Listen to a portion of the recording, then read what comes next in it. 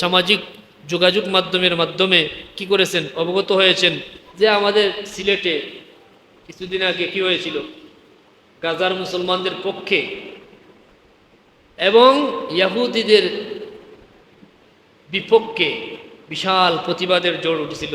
সেখানেও কিছু কুচক্রী মহল ওই আন্দোলনকে ভিন্নভাবে প্রবাহিত করার জন্য বিভিন্ন চক্রান্ত করেছে, বাংলাদেশের বিভিন্ন জায়গায় লুটপাট চুরি ইত্যাদি করেছে।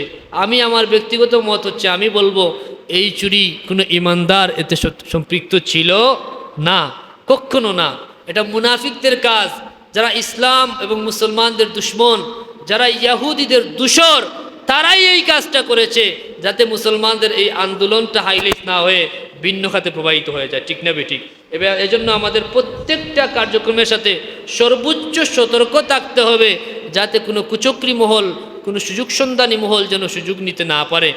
এবং বর্তমান সময়ে আমাদের আরেকটা বিষয়, সবচেয়ে গুরুত্বপূর্ণ বিষয়, আমরা প্রত্যেকেই এই ব্যাপারে অবগত আছি।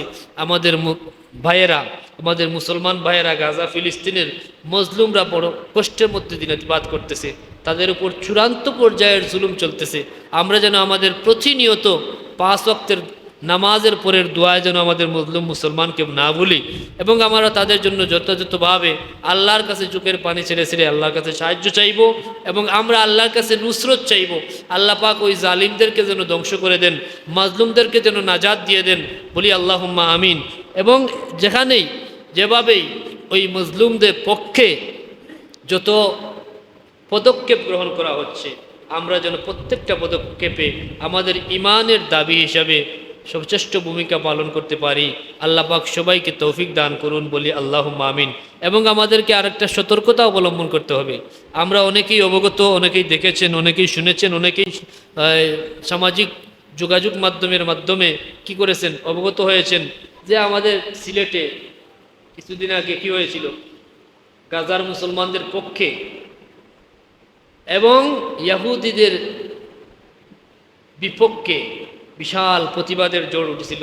সেখানেও কিছু কুচক্রী মহল ওই আন্দোলনকে ভিন্নভাবে প্রবাহিত করার জন্য বিভিন্ন চক্রান্ত করেছে, বাংলাদেশের বিভিন্ন জায়গায় লুটপাট চুরি ইত্যাদি করেছে। আমি আমার ব্যক্তিগত মত হচ্ছে, আমি বলবো এই চুরি কোনো ইমানদার এতে সম্পৃক্ত ছিল না, কখনো না। এটা মুনাফিকদের কাজ, যারা ইসলাম এবং মুসলমানদের দুশ্মন, যারা ইয়াহুদিদের দূষর, তারাই এই কাজটা করেছে যাতে মুসলমানদের এই আন্দোলনটা হাইলাইট না হয়ে ভিন্ন খাতে প্রবাহিত হয়ে যায়। ঠিক না বেঠিক? এবার এজন্য আমাদের প্রত্যেকটা কার্যক্রমের সাথে সর্বোচ্চ সতর্ক থাকতে হবে যাতে কোনো কুচক্রী মহল, কোনো সুযোগ সন্ধানী মহল যেন সুযোগ নিতে না পারে।